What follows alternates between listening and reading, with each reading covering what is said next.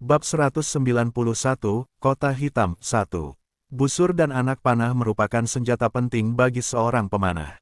Betapapun berbakatnya dia tidak mungkin dapat menembak dengan tepat jika dia tidak memiliki senjata di tangannya. Namun, masalahnya adalah dia tidak tahu di mana dia bisa mendapatkan busur. Ada beberapa busur dan anak panah di tempat latihan divisi pemanah untuk latihan sehari-hari, tetapi ada orang-orang di sana yang ditunjuk untuk menjaganya. Selain itu, sebagian besar busur memiliki inti ajaib yang melekat padanya, dan itu dimaksudkan untuk digunakan oleh siswa yang tidak berhasil mendapatkan busur mereka sendiri. Biasanya, siswa dari divisi pemanah tidak akan menggunakan busur dan anak panah itu. Shen Yanxiao ingin mencuri satu set dari itu, tetapi Xiu membuatnya melupakan rencana itu. Busur dan anak panah yang dibutuhkan seorang pemanah memiliki persyaratan yang pasti. Seorang pemanah hanya dapat menunjukkan kekuatan penuhnya jika mereka menggunakan busur yang sesuai dengan mereka. Terkadang Xiu akan menasihatinya tentang kemajuannya. Sayangnya, Shen Yanxiao hanya bisa membatalkan rencana awalnya. Dia tidak akan bisa menggunakan busur dan anak panah di arena memanah. Busur milik siswa juga ditandai. Jadi, akan menimbulkan masalah jika dia mencurinya. Jadi, di mana dia bisa mendapatkan busur? Tepat saat Shen Yanxiao merasa kesal dengan situasinya, Tang Nazi memberinya beberapa informasi penting. Ada sebuah kota kecil di sebelah utara Akademi Saint Laurent, dan kota itu memiliki pasar yang cukup makmur. Di sanalah banyak siswa membeli kebutuhan mereka. Menurut Tang Nazi, selain senjata untuk berbagai profesi yang dijual, ada juga banyak mainan unik di pasar gelap. Kota Firesi adalah kota kecil, dan hanya dihuni sekitar 10 hingga 20 ribu orang. Namun, kota itu cukup makmur, dan orang akan melihat banyak pedagang kaki lima begitu memasuki gerbangnya. Kota Firesi juga dikenal sebagai kota hitam. Tidak ada aturan di sana, dan selama Anda punya uang, Anda dapat membeli apapun yang Anda inginkan. Shen Yanxiao hanya mengenakan pakaian biasa saat memasuki kota hitam. Meskipun hari sudah hampir malam, jalanan penuh sesak dan ramai dengan berbagai aktivitas. Kelompok yang terdiri dari 3 orang atau regu yang terdiri dari 5 orang mengepung berbagai kios, dan beberapa dari mereka bahkan mengenakan seragam sekolah Akademi Saint Laurent. Banyak pria jangkung, kuat, dan tanpa ekspresi berkeliaran di kota-kota, dan sebagian besar dari mereka membawa senjata. Pakaian mereka yang sederhana membuat mereka tampak sangat cakap dan berpengalaman. Mereka adalah tentara bayaran dan mereka merupakan ciri khas kota hitam. Ada banyak kelompok tentara bayaran skala kecil dan besar di Black City, dan mereka akan mendapatkan tugas mereka di Serikat Tentara Bayaran. Mereka akan mendapatkan apapun yang diinginkan majikan mereka sebagai imbalan atas pembayaran. Shen Yanxiao bertubuh mungil, jadi dia tersesat di antara lautan manusia di jalanan yang ramai dengan berbagai aktivitas. Dia berkeliling dan mencari targetnya. Matanya yang lincah menyapu kios-kios, dan dia menemukan banyak barang yang tampak aneh dan agak menarik. Inti magis, inti iblis, bahan obat berharga, serta gigi dan tanduk dari berbagai binatang aneh, itu hanya sebagian dari barang-barang yang bisa ditemukan di pasar. Kota hitam pantas disebut demikian karena ada barang-barang yang tidak akan pernah terpikirkan oleh Anda dan tidak ada yang tidak bisa Anda beli. Saat berjalan-jalan di pasar, Shen Yanxiao melihat banyak barang yang tidak biasa. Tak lama kemudian, sebuah toko sederhana menarik perhatiannya. Toko itu diberi nama Wajah. Itu nama yang menarik. Shen Yanxiao berdiri di luar pintu dan mengintip ke dalam. Itu bukan toko yang besar, tetapi dipenuhi dengan berbagai kotak kayu. Bab 192, Kota Hitam 2. Beberapa topeng manusia yang berdebu tergantung di dinding toko. Pelanggan yang terhormat, apakah ada yang Anda butuhkan? Pemilik toko melihat Shen Yanxiao, yang menatap tokonya dengan penuh minat, jadi dia segera pergi untuk menyambutnya. Apakah semua ini topeng penyamaran? Shen Yanxiao mengernyitkan alisnya. Topeng penyamaran sangat bagus untuk penggunaan jangka panjang, tidak seperti ramuan penyamaran, yang hanya bisa digunakan sekali. Barang itu juga cukup berguna, dan jika dia mendapatkan topeng yang cocok, itu akan menghemat banyak uang di masa mendatang. Benar sekali, ini adalah toko masker terbaik di seluruh kota. Anda tidak hanya dapat mencari masker favorit Anda di sini, tetapi kami juga dapat membuat wajah baru sesuai dengan kebutuhan Anda. Pemiliknya tersenyum lebar saat memperkenalkan berbagai barang di tokonya dengan penuh semangat. Saya butuh topeng biasa, sesuatu yang tidak mudah menarik perhatian. Shen Yanxiao masuk ke toko dan melihat topeng-topeng yang dipajang. Topeng-topeng itu bertekstur sangat tipis, tetapi pengerjaannya cukup bagus. Setiap topeng juga berbeda satu sama lain. Tentu, silakan tunggu sebentar. Saya akan membawa beberapa untuk Anda lihat-lihat. Bos itu tersenyum dan berjalan ke konter sambil mencari-cari beberapa kotak. Tidak masalah mengapa Anda ingin membeli suatu barang karena tidak seorang pun akan menanyakan alasannya selama Anda mampu membayarnya. Itulah keuntungan berbelanja di pasar gelap. Semua toko akan membuka pintunya untuk Anda jika Anda punya uang. Topeng penyamaran juga merupakan barang populer di sana. Pencuri, perampok, pembunuh, dan tentara bayaran termasuk orang-orang yang sering mendatangi toko-toko jenis itu. Mereka semua membutuhkan peralatan penting untuk menyembunyikan identitas asli mereka. Pelangganku yang terhormat, silakan lihat ketiga topeng ini. Pemilik toko tersenyum sambil membuka 3 kotak kayu dan mengeluarkan 3 topeng penyamaran. Sesuai permintaan Shen Yanxiao, ketiga topeng penyamaran itu tampak biasa saja. Ketiganya sepenuhnya sesuai dengan permintaannya. Shen Yanxiao mengernyitkan alisnya dan akhirnya memilih topeng yang berpenampilan seorang pria muda berbintik-bintik. Berapa harganya? Tanyanya. Ini sama sekali tidak mahal. Harganya hanya 3.500 koin emas. Pemilik toko menjawab dengan senyum tulus. 3.500 koin emas, itu dianggap murah.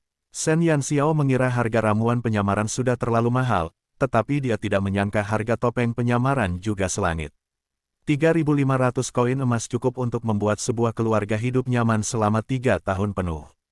Kota hitam itu sejujurnya begitu hitam, sehingga dia bahkan tidak sanggup menatap langsung ke arahnya. Untungnya, Shen Yanxiao telah menimbun sejumlah besar koin emas di cadangan uangnya. Meskipun harganya mahal, dia tetap membeli topeng itu. Shen Yanxiao berhasil memakai topeng itu dengan bantuan pemilik toko. Setelah memakainya, penampilannya yang polos tampak lebih biasa saja, dan ada bintik-bintik di sekujur kulitnya yang kuning. Kehadirannya tidak akan menarik perhatian bahkan jika dia berdiri di tengah keramaian. Apakah semua topengmu diproduksi secara massal? Shen Yanxiao bertanya dengan ragu sambil menyentuh topeng penyamaran di wajahnya. Dia tidak ingin bertabrakan dengan seseorang yang berwajah sama saat dia memakainya. Pemilik toko segera melambaikan tangannya dan berkata, "Pelanggan, saya rasa ini pasti pertama kalinya Anda berbelanja di Black City. Di semua toko yang menjual topeng penyamaran di sini, hanya ada satu salinan dari setiap topeng. Anda tidak akan menemukan salinan yang sama di tempat lain, bahkan di seluruh benua Brilliance. Anda dapat yakin akan hal ini. Kami juga menjamin bahwa kami tidak akan mengungkapkan informasi apapun tentang topeng ini, dan setelah Anda membelinya, saya akan melupakan semua hal tentang barang ini." Bab 193, Kota Hitam 3. Sebagai seorang pengusaha di Black City, pemilik toko memahami kebutuhan pelanggannya. Ia akan melupakan barang-barang yang telah ia jual, dan ia tidak akan pernah membocorkan informasi apapun kepada orang lain. Itulah sebabnya Black City begitu populer. Shen Yanxiao mengangguk puas, lalu bertanya, "Ada yang perlu saya bantu?" "Silakan bertanya, apakah ada toko yang menjual busur dan anak panah di sini?" Meskipun kota hitam bukanlah kota yang besar, dia tidak akan dapat menemukan apa yang dia butuhkan jika dia berkeliaran tanpa tujuan. "Oh ya, kami punya itu di sini. Anda akan menemukan toko yang menjual senjata di sisi timur kota." "Terima kasih banyak." Setelah dia mendapatkan lokasinya, dia segera meninggalkan tokonya. Shen Yanxiao menuju ke arah yang disebutkan pemilik toko, dan segera, dia berada di jalan yang agak remang-remang. Ada puluhan toko senjata kecil dan besar yang memajang senjata di luar toko mereka untuk menarik pelanggan. Beberapa tentara bayaran dan bahkan mahasiswa dari Akademi Saint Laurent bolak-balik antara toko-toko tersebut. Saat dia melirik ke toko-toko, dia melihat sebuah toko senjata besar di tengah jalan, dan ada papan nama emas di atasnya. Toko itu juga memiliki bendera merah yang menarik perhatian, dan menempati area sekitar 6 hingga 7 petak toko. Jelaslah bahwa mereka adalah toko terkemuka di jalan itu. Shen Yanxiao memutuskan untuk berjalan menuju toko itu. Toko senjata Lianjin adalah toko senjata terbesar di kota hitam. Toko ini juga merupakan toko dengan variasi senjata terbanyak dan kualitas terbaik. Pintu kristal selebar 5 meter itu tampak mewah, tetapi bahkan pintu yang luas itu selalu penuh sesak dengan pelanggan. Shen Yanxiao menerobos kerumunan dengan cekatan. Toko itu tampak besar dari luar, tetapi bagian dalamnya bahkan lebih menonjol. Lantai pertama toko itu sudah menempati sekitar 3 hingga 400 meter persegi. Mereka memiliki banyak pedang panjang, busur dan anak panah, perisai, dan bahkan tongkat yang ditempatkan di keempat sudut toko, dan konter mereka memiliki antrean panjang pelanggan yang terus-menerus. Ada juga banyak senjata indah dengan tepi emas dan batu-batu berharga yang dipajang di lemari di dinding. Senjata-senjata itu juga memiliki lapisan cahaya redup karena inti magis yang berkilauan di dalamnya. Shen Yanxiao terkagum-kagum dengan kemewahan toko itu. Ia bergegas ke lemari dengan busur dan anak panah, dan matanya berbinar-binar saat melihat ratusan senjata di sana. Tentu saja, sesuatu yang berkilau seperti senjata-senjata itu selalu memiliki harga yang mahal. Busur kayu yang tidak terlihat seperti busur bermutu tinggi harganya 500 koin emas. Busur lain yang tertanam inti sihir bermutu 2 harganya 1.200 koin emas. Shen Yanxiao terdiam. Harga senjata mengejutkannya lebih dari harga ramuan. Meskipun dia tidak tahu banyak tentang dunia itu, dia pernah melihat kios yang menjual senjata dan busur kelas rendah dengan harga tidak lebih dari beberapa lusin koin emas. Harga di toko mewah itu tampaknya lebih dari 10 kali lipat harga di kios. Mungkinkah mereka lebih buruk dari itu? Shen Yanxiao menghela napas ketika melihat banyaknya siswa yang mengenakan seragam Akademi Saint Laurent di toko itu. Akademi itu memang tempat orang kaya karena para siswa itu tampak sangat kaya. Shen Yanxiao menelan ludah ketika melihat seorang murid membayar 3.000 koin emas untuk sebuah tongkat yang indah tanpa keraguan sedikitpun. Ya ampun! Apa yang harus kulakukan? Tanganku gatal sekali. Untungnya, dia punya cukup banyak uang di cadangan kasnya. Dia mengalihkan pandangannya dan berkonsentrasi memilih busur. Namun, meskipun kualitasnya unggul dan pengerjaannya sangat baik, Shen Yanxiao tidak menemukan busur yang cocok untuknya. Bab 194, Busur Mahal 1. Xiu pernah mengatakan kepadanya bahwa apapun profesinya, seseorang harus selalu memperhatikan takdir setiap kali memilih senjata. Senjata memiliki jiwa, dan itu hanya akan beresonansi ketika mereka menemukan pemilik yang cocok. Karena itu, Shen Yanxiao mencari busur yang akan beresonansi dengannya. Shen Yanxiao merasa tertekan saat melihat deretan busur itu. Dia bertanya-tanya mengapa tidak satu pun dari ratusan busur itu yang beresonansi dengannya. Apa yang dilakukan pengemis miskin di toko senjata Lianjin? Seorang pemuda yang sedang melihat-lihat koleksi busur mengerutkan kening ketika melihat ekspresi Shen Yanxiao yang tertekan. Dia menatapnya dengan sinis sambil menatap pakaiannya yang sederhana dan buruk. Toko senjata Lianjin terkenal dengan senjata-senjatanya yang mahal. Bahkan senjata-senjata paling dasar harganya bisa beberapa kali lipat dari harga toko-toko lain. Akan tetapi, para siswa dari Akademi Saint Laurent senang mengunjungi tempat itu. Mereka tahu tentang harga-harganya yang selangit, tetapi mereka tahu bahwa senjata-senjata di sana dibuat dengan sangat baik. Itu hampir seperti simbol status seseorang jika seseorang mampu membeli senjata dari toko itu. Beberapa mahasiswa tahun pertama bahkan ikut serta dalam semacam perbandingan yang kejam atas dorongan beberapa mahasiswa senior. Membandingkan kekuatan seseorang adalah satu hal, dan bersaing memperebutkan kekayaan seseorang adalah hal lain. Beberapa siswa, yang kekuatannya lebih rendah dari yang lain, akan berusaha menutupi kekurangan itu dengan sumber daya keuangan mereka. Itulah sebabnya sangat jarang ada anak kecil yang berpenampilan kusam dan berpakaian lebih sederhana di toko mewah itu. Itu membuatnya menonjol di antara orang banyak, dan itu tidak baik. Siapa tahu, namun, berdasarkan penampilannya, dia tidak akan mampu membelinya. Mungkin dia di sini hanya untuk memperluas wawasannya. Siswa lain bahkan tidak menyembunyikan rasa jijiknya terhadap Shen Yanxiao. Saat berbicara, dia dengan sengaja mengambil busur yang sedang dilihat Shen Yanxiao dan melirik label harganya dengan arogan. Hanya 700 koin emas. Siapa yang mau sampah ini? Anak muda yang berbicara tadi tersenyum pada temannya lalu melirik Shen Yanxiao sambil berkata, tentu saja, barang rongsokan seperti ini tidak layak untukmu, Wan Li.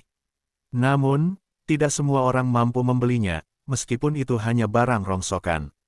Shen Yanxiao mengerutkan kening. Dia hanya sedang berpikir keras, dan tatapan kosongnya tanpa sadar tertuju pada haluan itu.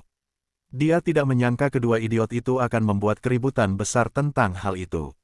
Shen Yanxiao berada dalam dilema karena dia tidak dapat menemukan busur yang cocok, sehingga dia tidak menyadari bahwa kedua orang idiot itu memanfaatkan kesempatan itu untuk mengejeknya. Pergilah ke lantai 2, suara Xiu tiba-tiba bergema di benaknya. Shen Yanxiao segera melihat ke arah tangga menuju lantai 2. Dia melihat sesuatu yang aneh. Lantai pertama sangat ramai, namun dia tidak melihat seorang pun naik ke atas. Ada sesuatu yang bagus di lantai 2, naiklah, desak Xiu lagi. Shen Yanxiao tidak meragukan kata-katanya, jadi dia pun menaiki tangga.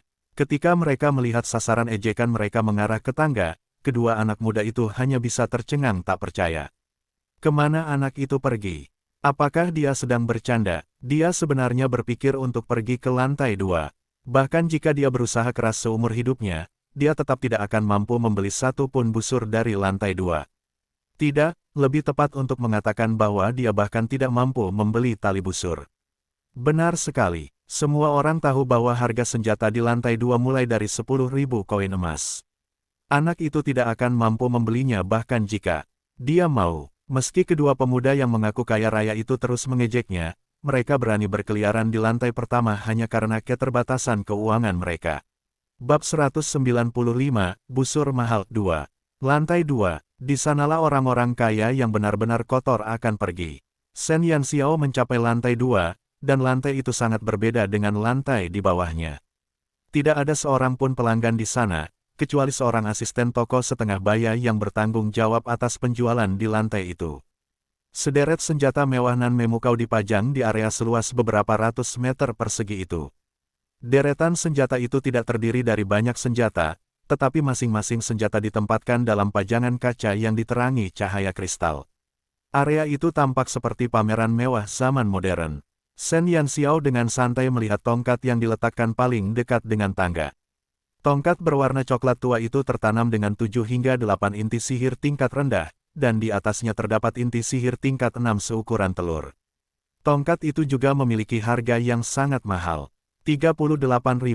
Mulut Shen Yanxiao berkedut. Busur dengan inti sihir tingkat 3 yang dilihatnya sebelumnya hanya berharga 1.200 koin emas.